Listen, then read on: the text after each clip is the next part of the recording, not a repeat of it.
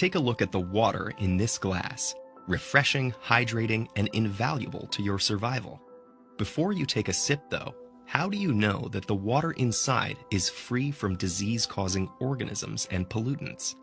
1 out of 10 people in the world can't actually be sure that their water is clean and safe to drink. Why is that? Inadequate sanitation, poor protection of drinking water sources, and improper hygiene often lead to sewage and feces-contaminated water. That's the ideal breeding ground for dangerous bacteria, viruses, and parasites. And the effects of these pathogens are staggering. Diarrheal disease from unsafe water is one of the leading causes of death around the world for children under 5. And according to a UN report from 2010, microbial waterborne illnesses killed more people per year than war. Proper treatment processes, though, can address these threats. They usually have 3 parts: sedimentation, filtration, and disinfection. Once water has been collected in a treatment facility, it's ready for cleaning. The first step, sedimentation, just takes time. The water sits undisturbed, allowing heavier particles to sink to the bottom. Often, though, particles are just too small to be removed by sedimentation alone and need to be filtered. Gravity pulls the water downward through layers of sand that catch leftover particles in their pores, prepping the water for its final treatment, a dose of disinfectant. Chemicals, primarily forms of chlorine and ozone, are mixed in to kill off any pathogens and to disinfect pipes and storage systems.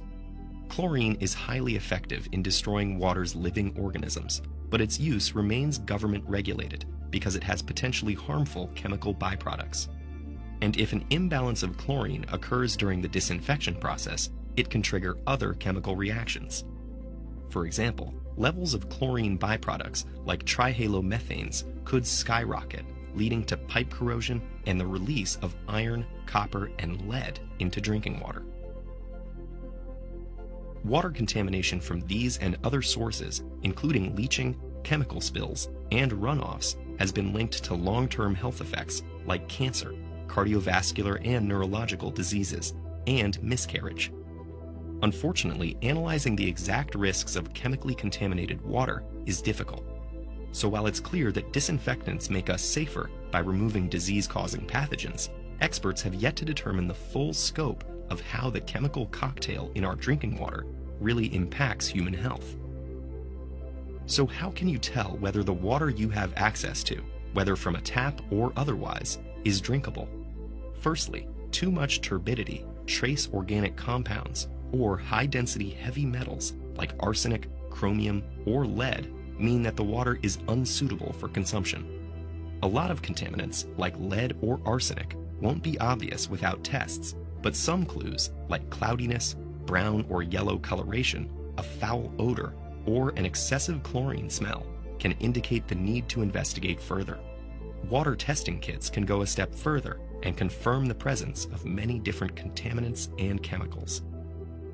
With many types of contamination, there are ways of treating water where it's used instead of close to its source. Point-of-use treatment has actually been around for thousands of years. Ancient Egyptians boiled away many organic contaminants with the sun's heat. And in ancient Greece, Hippocrates designed a bag that trapped bad-tasting sediments from water. Today, point-of-use processes usually involve ionization to lower mineral content. They also use adsorption filtration, where a porous material called activated carbon strains the water to remove contaminants and chemical byproducts. While it's not always an effective long-term solution, point-of-use treatment is portable, easy to install, and adaptable. And in regions where large-scale systems are unavailable, or where water has been contaminated further along its journey, these systems can mean the difference between life and death. Clean water remains a precious and often scarce commodity. There are nearly 800 million of us who still don't have regular access to it.